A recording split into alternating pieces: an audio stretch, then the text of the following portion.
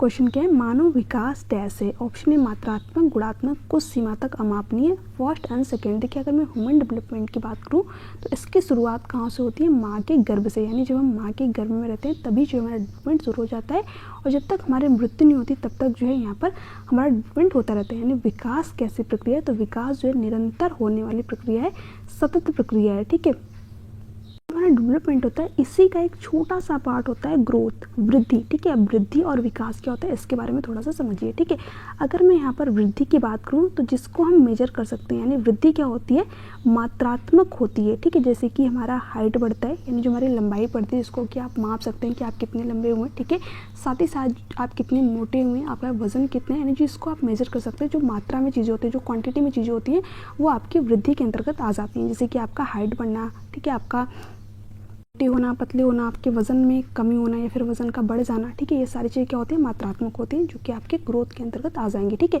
और जो डेवलपमेंट होता है क्या होता है, एक ब्रॉड डोमेन होता है, एक बड़ा एरिया होता है, इसी का एक छोटा सा पार्ट क्या है, आपका वृद्धि है, ग्रोथ है। ठीक है, डेवलपमेंट में मात्रात्मक चेंज भी होते हैं, साथ ही साथ जो है गुणात्मक चेंज भी होते हैं। इसको आप यहाँ पर समझिए। जैसे कि मान लीजिए जब आप छोटे थे तो ऐसा नहीं कि आजीवन आप छोटे से बच्चे बन करके रहते हैं। ठीक है, आपका जो है हाइट बढ़ता है, वजन बढ़ता है, शेप बढ़ता है, साइज बढ़ता है। ठीक है, तो ये क्या हो गया, मात्रात्मक चेंज है ना।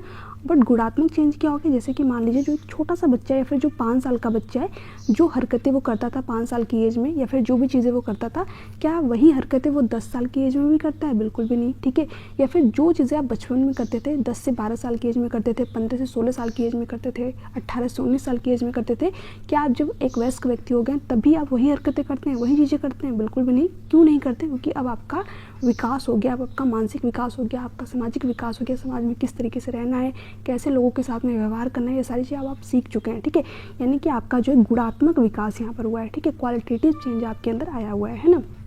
कि आपके फादर वगैरह भी कभी कहते होंगे कि हमने जो है ज़्यादा दुनिया देख रखी है। तो दुनिया देखने का मतलब क्या हो गया, उन्होंने जो है समाज से ज़्यादा चीज़ों को सीख रखा है ना। वो आपसे एज में ज़्यादा बड़े हैं, है ना। जो हरकतें हम 25 की एज में, 26 की एज में करते हैं, वो हरकतें हम 40 की एज में या फिर 50 की एज में जाकर के नहीं करेंगे, है ना, क्योंकि हमारे अंदर जो है क्वालिटेटिव चेंज आएगा, है ना। तो यहाँ पर जो हमारा डेवलपमेंट होता है क्या होता है, मात्रात्मक भी होता है और गुणात्मक भी होता है। ठीक है, क्योंकि इसी का जो है आपका पार्ट क्या होता है, ग्रोथ होता है, वृद्धि होता है, जो कि एक छोटा सा डोमेन होता है, और एक ब्रॉड डोमेन क्या होता है, डेवलपमेंट होता है। ठीक है, तो सिंपल सी बात है, जितनी चीज़ें आपकी ग्रोथ में आएंगी वो डेवलपमेंट में अपने आप आई जाएंगी। ठीक है, यहाँ पर कौन सा ऑप्शन सही हो जाएगा, फर्स्ट एंड सेकंड दोनों। ठीक है, कुछ सीमा तक अमापनीय, ये बिल्कुल गलत हो जाएगा। ठीक है, यहाँ पर आपका फोर्थ ऑप्शन जो है बिल्कुल करेक्ट ऑप्शन हो जाएगा, है ना। आगे देखते हैं क्वेश्चन क्या क्या है, प्रकृति पोषण विवाद निम्नलिखित में से किससे संबंधित है। देखिए अगर मैं प्रकृति की बात करूँ, यानी जो चीज़ें हमें नेचुरल रूप से मिली हुई है, हमारी हेरिडिटी, जिसमें कि हम कोई भी चेंज नहीं कर सकते, क्योंकि जो हमारी हेरिडिटी होती है क्या होती है, बिल्कुल फिक्स्ड होती है, बिल्कुल स्थायी होती है। जैसे कि आप लोगों ने देखा भी होगा, अगर किसी पेरेंट्स के जो है हाइट बहुत ज़्यादा कम है तो जो उनके बच्चे की हाइट होती है वो भी क्या होती है, कम ही होती है। ठीक है, आँखों का रंग हो गया हमारे, या फिर हमारे बालों का कलर हो गया, जो हमारी बुद्धि होती है, ये भी कुछ हद तक जो है हेरिडिटी पे डिपेंड करती है ना। हेरिडिटी होती है जो कि हमारे पेरेंट्स के थ्रू में मिलती है, क्या होती है, बिल्कुल फिक्स्ड होती है, बिल्कुल अस्थायी होती है, और इसका संबंध किससे होता है, प्रकृति से होता है। ठीक है, ये बात आप यहाँ पर ध्यान में रखेंगे। साथ ही साथ अगर मैं इन्वायरमेंट की बात करूँ तो ये इसका संबंध किससे होता है, पोषण से। यानी जो चीज़ें हमें जो है प्रकृति द्वारा मिली हुई है, जो हमारी हेरिडिटी, इसका हम पोषण कहाँ पर करते हैं, अपने इन्वायरमेंट में करते हैं। ठीक है, अब इन्वायरमेंट को हम चेंज भी कर सकते हैं। जैसे कि मान लीजिए आप किसी ऐसी सोसाइटी में रह रहे हैं जहाँ का माहौल अच्छा नहीं है, ठीक है, तो आप किसी दूसरी सोसाइटी में जा सकते हैं, दूसरी जगह पर जा सकते हैं। ठीक है, ताकि आपके बच्चे को जो एक अच्छा माहौल मिल पाए। ठीक है, अच्छा जो इसका डेवलपमेंट हो पाए, क्योंकि जो डेवलपमेंट की प्रक्रिया क्या होती है, हमारे हेरिडिटी और इन्वायरमेंट का क्या होता है, गुणनफल होता है ना। तो ये बात भी आप ध्यान में रखेंगे कि डेवलपमेंट क्या होता है, हमारी हेरिडिटी और इन्वायरमेंट का गुणनफल होता है। ठीक है, तो प्रकृति और पोषण विवाद किससे संबंधित है, आपके आनुवंशिकता एवं वातावरण से। ठीक है, प्रकृति आनुवंशिकता से और पोषण जो है आपके इन्वायरमेंट से, वातावरण से संबंधित है। तो फर्स्ट ऑप्शन आपका यहाँ पर बिल्कुल करेक्ट ऑप्शन हो जाएगा। व्यवहार ये आपका यहाँ पर नहीं होगा, वातावरण नहीं होगा। ठीक है, प्रकृति जहाँ पर है आप तुरंत दिमाग लगाइएगा, आनुवंशिकता। ठीक है, हेरिडिटी की यहाँ पर बात होगी सबसे पहले नंबर पर। अगर पूछ दे पोषण प्रकृति विवाद, तब आपका वातावरण पहले हो जाएगा और उसके बाद में हेरिडिटी हो जाएगा। ठीक है, अगर प्रकृति पहले नंबर पे लिखा हुआ है तो पहले नंबर पे आपका आनुवंशिकता ही आएगा, हेरिडिटी ही आएगा। ये बात भी आप ध्यान में रखेंगे, क्योंकि क्वेश्चन को थोड़ा सा ये लैंग्वेज को चेंज करके आप एग्जाम में रिपीट कर देते हैं। आगे देखते हैं क्वेश्चन क्या रखा है। यहाँ पर क्वेश्चन है, वाइगोस्की के सिद्धांत में विकास के निम्नलिखित में से कौन से पहलू की उपेक्षा होती है। देखिए जो लेव वाइगोस्की है, जिन्होंने कि सामाजिक सांस्कृतिक सिद्धांत दिया, ठीक है, सोशो कल्चरल थ्योरी दी। इन्होंने समाज की सबसे ज़्यादा बात की, कल्चर की बात की और लैंग्वेज की बात की। इन्होंने बच्चे के डेवलपमेंट में, बच्चे के संज्ञानात्मक विकास में 3 चीज़ों को सबसे ज़्यादा इंपॉर्टेंट माना, समाज को, कल्चर को जो बच्चे की संस्कृति होती है, साथ साथ जो बच्चे की लैंग्वेज होती है। ठीक है, तो ये तीनों की बात तो ये करते हैं, सबसे ज़्यादा इंपॉर्टेंट मानते हैं। ठीक है, तो यहाँ पर सामाजिक, सांस्कृतिक और भाषाई दे रखा है, बट यहाँ पर क्वेश्चन में क्या पूछा है, कौन से पहलू की उपेक्षा होती है। ठीक है, यानी कि किस लिए जो है लेव वाइगोत्स्की की थ्योरी की आलोचना की जाती है। तो ये तीनों की बात तो करते हैं, तो इसके लिए तो इनकी आलोचना की नहीं जाएगी, है ना। तो ये ऑप्शन तो आपके पहले ही कट जाएंगे। तो बचा कौन सा, जैविक। ठीक है, देखिए इन्होंने हेरिडिटी को बिल्कुल ही इग्नोर कर दिया, जो हमारी आनुवंशिकता होती है उस पर इन्होंने ध्यान ही नहीं दिया, सिर्फ इन्होंने जो है इन्वायरमेंट की ही बात की, क्योंकि इन्वायरमेंट के अंदर ही आपकी जो है समाज भी आ जाएगा, कल्चर भी आ जाएगा, ठीक है, लैंग्वेज भी आ जाएगी। ठीक है, बट इन्होंने जो बायोलॉजिकल फैक्टर होते हैं, जो हमारे हेरिडिटी होते हैं, उस पर कोई भी बात नहीं की। इनकी थ्योरी में कहीं पर भी आपको बायोलॉजिकल फैक्टर देखने को नहीं मिलेंगे। तो इसीलिए जो है इनकी थ्योरी की जो क्रिटिसिज्म होती है, आलोचना होती है, क्योंकि इन्होंने बायोलॉजिकल फैक्टर को ध्यान ही नहीं दिया। ठीक है, जैविक फैक्टर को जो है ध्यान ही नहीं दिया। तो ऑप्शन नंबर सेकंड जो है यहाँ पर करेक्ट ऑप्शन हो जाएगा। और ये क्वेश्चन आपके एग्जाम के लिए बहुत ही ज़्यादा इंपॉर्टेंट है। ठीक है, ध्यान से इस क्वेश्चन को देख लीजिएगा। आगे देखते हैं क्वेश्चन क्या दे रखा है। यहाँ पर क्वेश्चन है, 1 वर्ष तक के शिशु जब आँख, कान व हाथों से सोचते हैं तो उनके में से कौन सा स्तर शामिल होता है।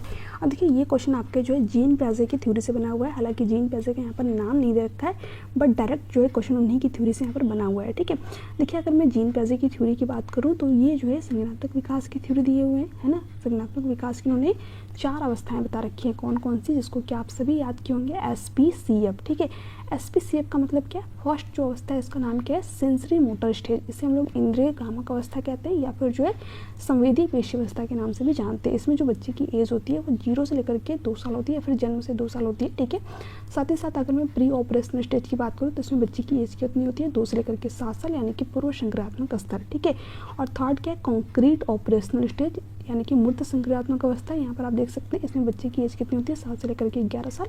लास्ट वाले स्टेज क्या है, फॉर्मल ऑपरेशनल स्टेज। इसे जो है औपचारिक संक्रियात्मक अवस्था के नाम से जानते हैं, या फिर इसी स्टेज को अमूर्त संक्रियात्मक अवस्था के नाम से भी जानते हैं। इसमें बच्चे की एज जो होती है वो 11 साल से ज़्यादा होती है। ठीक है, तो ये जीन पियाजे की कितनी अवस्थाएं होगी, 4 अवस्थाएं होगी। ठीक है, SPCF के थ्रू आप इनको यहाँ पर याद भी कर सकते हैं।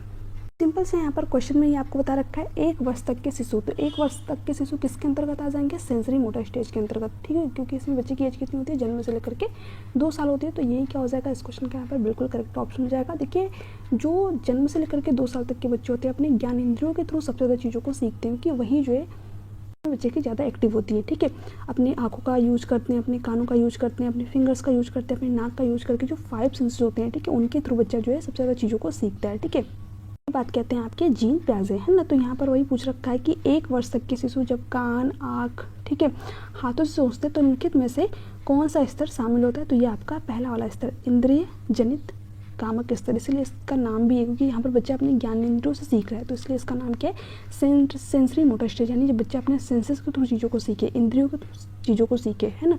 तो यहाँ पर थर्ड ऑप्शन इस क्वेश्चन का क्या हो जाएगा, बिल्कुल करेक्ट ऑप्शन हो जाएगा। जैसे कि आप यहाँ पर देख भी सकते हैं इमेज में। ठीक है, बच्चा क्या करता है, किसी चीज़ को टच करके या फिर जो है जो होती है उसको देख करके, सुन करके, ठीक है, या फिर चख करके। ठीक है, हालांकि वो चख तो पाएगा नहीं, है ना, भले ही स्वाद का पता ना हो, बट वो मुंह थोड़ा सा अजीब से बनाएगा। अगर छोटे जो बच्चे होते हैं, बिल्कुल जो जन्म से लेकर के 2 साल तक के बच्चे हैं, मतलब जब 5 से 6 महीने के बच्चे हो जाते हैं तो उनको जो है घर की चीज़ें थोड़ी बहुत खाने को दी जाती है 6 महीने के बाद ही। तो अगर आप देखेंगे तो वहाँ पर बच्चा टेस्ट करता है, ठीक है, उसको जो चीज़ें पसंद आती है वो चीज़ें खाता है, फिर जो चीज़ें पसंद नहीं आती वो चीज़ें फेंक देता है। ठीक है, तो यहाँ पर बच्चा क्यों चीज़ों के बारे में जान पा रहा है, अपनी जीभ के थ्रू, ठीक है, अपने सेंसेस के थ्रू, है ना। तो ये बात भी आप यहाँ पर ध्यान में रखेंगे। आगे क्वेश्चन क्या है, क्वेश्चन है, अपनी कक्षा में अर्थपूर्ण अधिगम को सुसाध्य बनाने के लिए अध्यापिका को अपनी कक्षा में सामाजिक, धार्मिक, सांस्कृतिक, भाषाई विद्या को चाहिए। देखिए अगर मैं इंडिया की बात करूँ तो इंडिया क्या है, एक मल्टीलिंगुअल कंट्री है। ठीक है, एक जो है बहुभाषी देश है। यहाँ पर अनेक प्रकार की लैंग्वेज बोली जाती है, अनेक प्रकार के धर्म के लोग रहते हैं, ठीक है, अनेक प्रकार के कल्चर के लोग रहते हैं, ठीक है, अनेक प्रकार की संस्कृति आपको यहाँ पर देखने को मिलेगी। तो क्या ये हमारे लिए एक बेकार चीज़ है, इसकी हमें उपेक्षा करनी चाहिए, या फिर इसको हमें जो अपने भारत देश से हटा देना चाहिए? बिल्कुल भी नहीं। ठीक है, ये तो हमारे लिए एक रिसोर्स, एक संसाधन की तरह काम करता है। हमें जो है दूसरे लोगों से भी अन्य चीज़ें सीखने का मौका मिलता है। ठीक है, तो इसी तरह जो एक क्लासरूम होता है उसमें भी अनेक धर्म, अनेक संस्कृति के, ठीक है, अनेक समाज के, अनेक कल्चर के बच्चे हो सकते हैं। तो आपको इन सभी को एक रिसोर्स, एक संसाधन के रूप में देखना है। ठीक है, यहाँ पर हमसे क्वेश्चन में यही पूछ रखा है कि कक्षा में अगर आप मीनिंगफुल लर्निंग कराना चाहते हैं, अर्थपूर्ण अधिगम कराना चाहते हैं, तो यहाँ पर जो सामाजिक, धार्मिक और जो भाषाई विविधता होती है इसको क्या करना चाहिए, समझना चाहिए। बिल्कुल सही बात है, ठीक है। यानी कि हर एक बच्चा जो है दूसरे बच्चे से कुछ न कुछ चीज़ों को सीखे, दूसरे समाज के बारे में जाने, दूसरी लैंग्वेज के बारे में जाने, दूसरों के धर्म के बारे में जाने, ठीक है। आपको सभी बच्चों का सम्मान करना है, साथ ही साथ जो है इसको समझना है, टालना चाहिए बिल्कुल भी नहीं, अनदेखा करना चाहिए, अपेक्षित करना चाहिए नहीं, ठीक है। इसको जो है क्लासरूम में सम्मान देना है, एक रिसोर्स, एक संसाधन के रूप में देखना है, समझना है, ठीक है। तो ऑप्शन नंबर फर्स्ट क्या हो जाएगा, इस क्वेश्चन का यहाँ पर बिल्कुल करेक्ट ऑप्शन हो जाएगा, ठीक है। यहाँ पर मैंने इमेज भी ऐड कर रखी है, ठीक है। इंडिया यहाँ पर जो है काफ़ी सारे विविधताएं देखने को मिलती है जो कि हमारे लिए एक रिसोर्स, एक संसाधन का काम करती हैं। आगे देखते हैं यहाँ पर क्वेश्चन क्या है, एक कक्षा में अध्यापिका अपने शिक्षा शास्त्र व आकलन की विधियों को विद्यार्थियों की व्यक्तिगत जरूरतों के अनुसार परिवर्तित करती है। बिल्कुल सही बात है। देखिए, जब भी टीचर अपनी आकलन की विधियों, पढ़ाने का तरीका में बदलाव करे, ठीक है, वो भी बच्चों की ज़रूरत के अकॉर्डिंग, ठीक है, यानी कि एज पर नीड एजुकेशन की बात करें तो वहाँ पर या तो चाइल्ड सेंटर्ड एजुकेशन होगी या फिर प्रोग्रेसिव क्लासरूम की बात की जाएगी, ठीक है, या फिर जो है यहाँ पर क्लास एजुकेशन की बात की जाएगी, ठीक है। तो यहाँ पर एज पर नीड जो एजुकेशन होता है बहुत ही अच्छा एजुकेशन होता है, जिससे बच्चे की जैसी जरूरत है उसके अकॉर्डिंग उसको यहाँ पर चीज़ें प्रोवाइड की जाती है। तो पाठ्य पुस्तक केंद्रित नहीं, जो देखिए जो पाठ्य पुस्तक केंद्रित क्लासरूम होती है उसमें सिर्फ पाठ्य पुस्तक से ही चीज़ों को बच्चों को बताया जाता है, ये बहुत ही गलत तरीका होता है। पाठ्य पुस्तक क्या होती है, कई सारे संसाधनों में से, ठीक है, एक रिसोर्स होती है, एक संसाधन होती है, ठीक है। तो इससे जो है बच्चे की मीनिंगफुल लर्निंग नहीं होती है ना। व्यवहारवादी नहीं, इसमें तो नकल वगैरह या फिर अभ्यास कराया जाता है बच्चों को। अध्यापक केंद्रित यानी सिर्फ टीचर आया क्लासरूम में लेक्चर वगैरह दे दे, है ना, तो ये बिल्कुल गलत होता है। प्रोग्रेसिव क्लासरूम, बिल्कुल सही बात है। देखिए, जो प्रोग्रेसिव क्लासरूम होती है ना, इसमें जो बच्चे होते हैं उनको अनेक तरीके की चीज़ें प्रोवाइड की जाती है जिस बच्चे की जैसे ज़रूरत होती है। जैसे कि मान लीजिए आपके क्लासरूम में 10 बच्चे या फिर 30 से 35 बच्चे हैं, तो ज़रूरत थोड़ी है कि हर बच्चा जो एक ही तरीके से चीज़ों को सीखे, एक ही तरीके से जो चीज़ों को यहाँ पर फॉलो करे, है ना। उसके सीखने का तरीका अलग हो सकता है, कि उसको कोई अलग एग्जाम्पल समझ में आए, उसको कुछ एक्टिविटी करके दिखाइए, ठीक है, या फिर उसको जो है एक्स्ट्रा मटेरियल प्रोवाइड कीजिए ताकि वो बच्चा भी सीख पाए, क्योंकि आपको सभी बच्चों को एक साथ लेकर के चलना है, ठीक है। तो आप अलग अलग तरीके के एग्जाम्पल दे सकते हैं, अलग अलग तरीके के बच्चों को एक्टिविटी करा सकते हैं ताकि सब बच्चे जो है यहाँ पर चीज़ों को सीख सके। क्योंकि जो प्रोग्रेसिव क्लासरूम है लर्निंग बाय डूइंग की बात करते हैं, यानी जो बच्चा ज़्यादा से ज़्यादा एक्टिविटी करके चीज़ों को सीखे, उनके बारे में जाने। तो यहाँ पर ये बात आपको ध्यान रखनी है। क्वेश्चन क्या है, बच्चों के सामाजिकरण में विद्यालय, ठीक है, ये भी आपका इंपॉर्टेंट क्वेश्चन है, कई बार आपके एग्जाम में रिपीट हुआ क्वेश्चन है, ठीक है। अब देखिए, अगर मैं सामाजिकरण की बात करूँ तो उसके 2 कारक होते हैं, ठीक है। एक तो होता है प्राथमिक कारक और दूसरा क्या होता है सेकेंडरी कारक, ठीक है। अगर मैं प्राथमिक कारक की बात करूँ तो उसमें क्या आ जाती है, फैमिली, परिवार, क्योंकि यहीं से जो है बच्चे के सामाजिकरण की प्रक्रिया शुरू होती है। सबसे पहले जो है बच्चे का जन्म परिवार में ही होता है, ठीक है, वहीं से जो है उसके सामाजिकरण की प्रक्रिया शुरू होती है। बच्चा जो है परिवार में घुलता मिलता है, वहाँ के जो है तौर तरीके को सीखता है अपनी फैमिली के, ठीक है। क्योंकि जैसे ही बच्चे का जन्म होता है तुरंत ही उसके जो भी फैमिली के सदस्य होते हैं तुरंत ही उससे इंटरेक्ट करना शुरू कर देते हैं, भले ही बच्चा उस समय बोल नहीं पा रहा है, ठीक है, बट वहीं से जो है बच्चे का सामाजिकरण शुरू हो जाता है। क्योंकि जो सामाजिकरण की प्रक्रिया बच्चे के जन्म से शुरू होती है, बात भी आप ध्यान रखेंगे क्योंकि क्वेश्चन पूछता है कि सामाजिकरण की प्रक्रिया कब से शुरू होती है, तो जन्म से शुरू होती है, और जब तक हमारी मृत्यु नहीं होती तब तक जो हम चीज़ों को सीखते ही रहते हैं। तो जन्म से लेकर के मृत्यु तक चलने वाली सामाजिकरण की प्रक्रिया, और कहाँ से इसकी शुरुआत होती है, तो फैमिली से, परिवार से, ठीक है। पहला सामाजिकरण बच्चे का कहाँ से हो रहा है, उसके फैमिली से, उसके परिवार से, ठीक है। साथ ही साथ अगर मैं विद्यालय की बात करूँ या फिर मीडिया की बात करूँ, तो छोटे जो बच्चे होते हैं आपने देखे होंगे, मतलब लगभग 1 से 1.5 साल तक के बच्चे, ठीक है, 1 से 1.5 साल तो मैं ज़्यादा ही बोल रही हूँ, 5 से 6 महीने तक के जो बच्चे होते हैं। अभी मेरे घर में मेरे भैया की बेटी हुई है, ठीक है, वो सिर्फ 2-3 महीने की है, ठीक है, और ये फ़ोन बहुत तेज़ देखती है, मतलब अगर उसके सामने कोई फ़ोन चला रहा है ना तो वो उधर ही देखेगी, ठीक है। तो आप समझ सकते हैं कि मीडिया मतलब किस तरीके से जो बच्चों पर हावी होता चला जा रहा है, ठीक है। अभी उसकी वीडियो भी आप लोगों को यहाँ पर यूट्यूब पे बना करके डाल दूँगी, ठीक है। आप देखिएगा, मतलब 2 से 3 महीने तक की वो बच्ची है, ठीक है, बट इतना ज़्यादा फ़ोन देखती है। अभी हम लोग जो है उसको फ़ोन बिल्कुल भी नहीं दिखा रहे, और फ़ोन भी देखते हैं ना तो उसके मुँह से अजीब तरीके की आवाज़ें भी निकालती है, वो करती है, ठीक है। यहाँ पर अभी तो उसके सामने बिल्कुल भी कोई भी फ़ोन नहीं चला रहा है क्योंकि वो बार बार उधर ही देखती थी, ठीक है। तो इसलिए यहाँ पर उससे दूरी थोड़ा सा फ़ोन चला रहे हैं, ठीक है, क्योंकि किसी को पता नहीं था, सबको लगता था छोटी बच्ची उधर थोड़ी दिखेगी, बट वहाँ पर उसके सामने जो भी फ़ोन चलाता है ना वो उधर ही अपना मतलब मुंडी घुमा करके देखती है ऐसे। खैर छोड़िए यहाँ पर, है ना। तो अगर मैं स्कूल की बात करूँ तो स्कूल क्या होता है, द्वितीयक एजेंसी के अंतर्गत आता है, और जो मीडिया होती है ये भी आपका द्वितीयक एजेंसी के अंतर्गत आ जाता है। क्योंकि परिवार के बाद बच्चा जो है मीडिया सीखता है, जो कोई स्कूल से सीखता है, ठीक है, धर्म से सीखता है, समाज से सीखता है, संस्कृति से सीखता है। तो जितने कारक है आपके सेकेंडरी सोशलाइजेशन के अंतर्गत आ जाएंगे, ठीक है। तो यहाँ पर हमसे यही पूछ रखा है विद्यालय के बारे में, तो विद्यालय क्या है, आपका द्वितीयक कारक है। प्राथमिक कारक प से प्राथमिक और प से परिवार, ये बात आप यहाँ पर सॉरी मैंने यहाँ पर गलत लिख दिया, ठीक है। प से प्राथमिक और प से क्या हो जाएगा आपका परिवार। तो परिवार क्या होता है, प्राथमिक कारक होता है। इसके अलावा जितने भी आपके एजेंसी सेकेंडरी सोसाइटी के अंतर्गत आ जाएंगे, यानी कि द्वितीय कारक के अंतर्गत आ जाएंगे। तो ऑप्शन नंबर बी क्या हो जाएगा, इस क्वेश्चन का बिल्कुल करेक्ट ऑप्शन हो जाएगा। आगे देखते हैं। क्वेश्चन निम्नलिखित में से किस मनोवैज्ञानिक ने प्रस्तावित किया कि बच्चों का चिंतन गुणात्मक रूप से वयस्कों की अपेक्षा अलग होता है, ठीक है। अब देखिए इसके बारे में कौन बताते हैं कि जो बच्चों का चिंतन होता है गुणात्मक रूप से वयस्कों से अलग होता है। देखिए इसके बारे में बात करते हैं आपके जीन प्याजे, ठीक है। जीन प्याजे क्या कहते हैं कि एक जो छोटा सा बच्चा होता है, पहले मैं वयस्क व्यक्ति की यहाँ पर मतलब बनाती हूँ इमेज, ठीक है। मतलब मेरा इमेज तो ज़्यादा अच्छा बनता नहीं, फिर भी आप समझ लीजिएगा यहाँ पर, ठीक है। मान लीजिए कोई वयस्क व्यक्ति है, बड़ा व्यक्ति है, ठीक है, और एक छोटा सा बच्चा है, ठीक है। अब देखिए यहाँ पर जीन प्याजे क्या कहते हैं कि जितना आप सोच सकते हैं इतना एक छोटा सा बच्चा भी सोच सकता है। यानी जो सोचने की मात्रा होती है ना, जो क्वांटिटी होती है, वो क्या होती है, बिल्कुल सेम होती है, समान होती है, ठीक है। जितना आप सोचेंगे उतना एक छोटा बच्चा भी सोच पाएगा। बट जो सोचने का तरीका होता है, ठीक है, जो गुण होता है, जो प्रकार होता है, वो वयस्क व्यक्ति से अपेक्षा छोटे बच्चे का अलग होता है। जो एक वयस्क व्यक्ति, एक बड़ा व्यक्ति अपने घर के काम के बारे में, अपने ऑफिस के काम के बारे में, या फिर तमाम तरीके की चीज़ें उसकी लाइफ में होती है, तो वो उन चीज़ों के बारे में सोचता है। बट ये जो छोटा सा बच्चा है, ये अपने खिलौनों के बारे में, अपने जो है टॉय के बारे में, ठीक है, या फिर जो तोड़ फोड़ मचा रखा है उसके बारे में थिंकिंग करता है। तो तरीका अलग होता है बट जो मात्रा होती है वो सेम ही होती है। तो इसके बारे में बात कौन करेंगे, आपके जीन प्याजे करेंगे। तो ऑप्शन नंबर सी जो है इस क्वेश्चन का यहाँ पर बिल्कुल करेक्ट ऑप्शन हो जाएगा, ठीक है। यहाँ पर क्वेश्चन है विकास के विषय में निम्नलिखित में से कौन सा कथन सही है, ठीक है।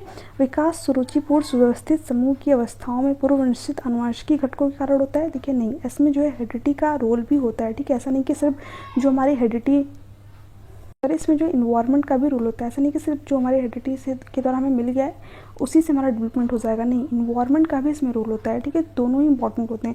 विकास एक सरल और एक दिशा प्रक्रिया बिल्कुल भी नहीं, विकास एक कॉम्प्लेक्स, एक जटिल प्रक्रिया है, ठीक है। साथ ही साथ एक दिशा नहीं होता है, ठीक है, कई दिशाओं में हमारा विकास होता है। विकास के मल्टी डायमेंशनल, बहुआयामी प्रक्रिया है। हमारा सामाजिक विकास होता है, हमारा मानसिक विकास होता है, हमारा जो है शारीरिक विकास होता है, हमारा जो है संवेगात्मक विकास होता है। तो कई आयामों, कई पक्षों में हमारा डेवलपमेंट होता है, ठीक है, किसी एक पक्ष में नहीं। बच्चों के विकास में बहुत सी सांस्कृतिक विविधताएं होती हैं। हाँ, ये बात सही है, क्योंकि हर बच्चे की अलग अलग संस्कृति होती है, सबका जो है अपना अलग अलग कल्चर है, ठीक है, हर समाज का। तो यहाँ पर ये सही है। संसार में सभी बच्चों का विकास एक क्रम में और सुनिश्चित समय से होता है। देखिए क्रम में हो तो है, क्योंकि यहाँ पर हर एक बच्चा जो सबसे पहले बैठना सीखता है, फिर उसके बाद में खड़ा होना, चलना, दौड़ना, ठीक है। तो सभी बच्चों का विकास एक क्रम में होता है, ये बात तो सही, बट सुनिश्चित समय पर होता है ये गलत है ना। क्योंकि आपने देखा होगा कुछ बच्चे होते हैं जो कि 8 से 9 महीने में चलना सीख जाते हैं। क्योंकि मेरे अभी बगल में एक बच्ची हुई थी, तो वो जो है 9 महीने के अंदर ही अपना चलना शुरू कर दी थी, ठीक है। बट उसी के साथ में एक छोटा सा बच्चा है जो कि लगभग जो है 11 महीने का हो गया, बट अभी तक जो सही तरीके से चल नहीं पाता है, ठीक है, खड़ा होता है बट चल नहीं पाता है, ठीक है। तो आप समझ सकते हैं कि किसी बच्चे का विकास जो है यहाँ पर 8 से 9 महीने में हो जाता है। 8 से 9 महीने में बच्चे चलना भी सीख जाता है, थोड़ा बहुत बोलना भी सीख जाता है, दौड़ना सीख जाता है, ठीक है, या फिर जो है दांत वगैरह भी आ जाते हैं। बट किसी किसी बच्चे के 11 महीने में दांत आते हैं, 11 महीने में बच्चा चलना सीखता है, बोलना सीखता है, ठीक है। तो समय हर बच्चे के लिए अलग अलग हो सकता है, डिपेंड करता है उसकी हेरिडिटी और उसके इन्वायरमेंट पे, ठीक है। तो यहाँ पर समय समान होता है, ये कहना गलत हो जाएगा। तो आपका यहाँ पर ऑप्शन नंबर सी जो है इस क्वेश्चन का बिल्कुल करेक्ट ऑप्शन हो जाएगा। हालांकि ये वाली जो इमेज थी, ये यहाँ पर जो क्वेश्चन नंबर आपका 29 था, ठीक है, इसके लिए था जीन प्याजे, इस क्वेश्चन का करेक्ट ऑप्शन था, तो मैंने यहाँ पर गलती से ऐड कर रखा है, ठीक है। तो चलिए,